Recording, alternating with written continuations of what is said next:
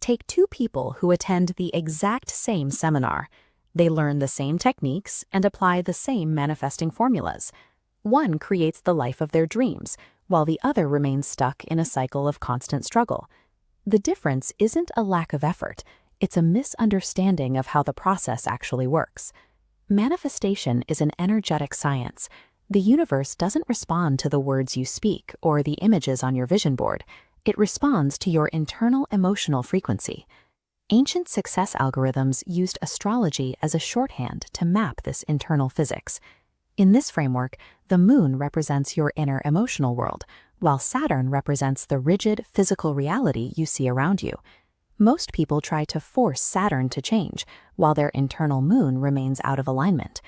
To shift your reality, you have to diagnose the specific internal patterns that are disrupting your signal. If the frequency you broadcast doesn't match the reality you want, your efforts will produce zero results. Identifying these misalignments is the only way to move past hope and into a state where you are actively commanding your environment to respond. The first barrier is the act of wanting itself. When you tell the universe, "I want money," the frequency you broadcast is, "I don't have it." Because the universe reflects your signal, it responds by outputting conditions that keep you in that state. This leads to the trap of waiting for your conditions to change before you feel successful. But the internal state must be the origin point. The signal flows from your internal world out into physical reality, never the other way around. This is how someone can sit in a 900 square foot apartment with sheets over the windows and still manifest a mansion. They hold the feeling of living in that mansion so completely that their current walls become irrelevant. When you maintain that internal state without requiring physical evidence, your environment eventually catches up. The residences worth millions appear, but the baseline mood, the frequency, remains exactly the same. True abundance requires feeling complete before the money arrives.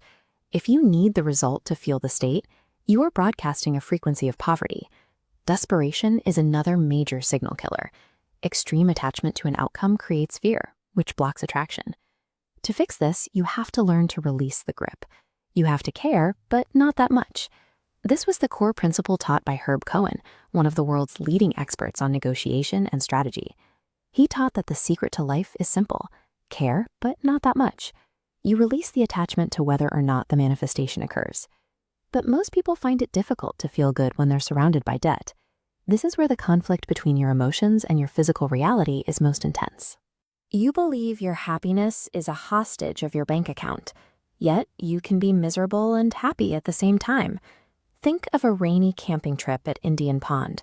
You're in a wet sleeping bag, you're cold, you're covered in mud, your physical conditions are terrible, but you're having the time of your life.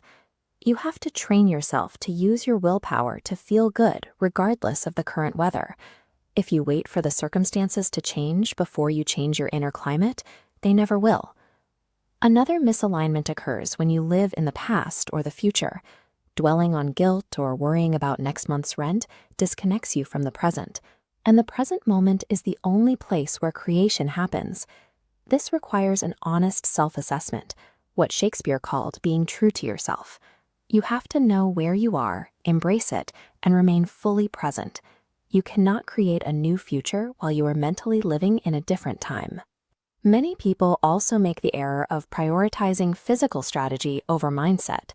They focus on real estate techniques or stock market tips, thinking the right method will compensate for a poor frequency. In the ancient success framework, the planet Jupiter represents expansion, but that expansion needs an emotionally ready vessel to fill. Your physical strategy is just the car. Your frequency is the fuel that makes it move. Even a perfect business plan will fail if the person executing it is broadcasting a signal of lack. Success is 90% internal and only 10% technique. Stop checking to see if your manifesting is working. Instead, perform a rigorous audit of the frequency you are broadcasting right now. The stars don't dictate a fixed fate. They act as a mirror. The universe is simply reflecting your current internal state back to you in the form of physical circumstances. Manifestation isn't about acquiring things. It's a path towards self-mastery. It's about becoming the type of person who can remain emotionally stable regardless of what is happening in the physical world. To change what you see, you must change what you broadcast. You have to upgrade your thoughts, your emotions, and your entire energetic signature simultaneously. Your next life cannot begin until you choose to broadcast your next vibration.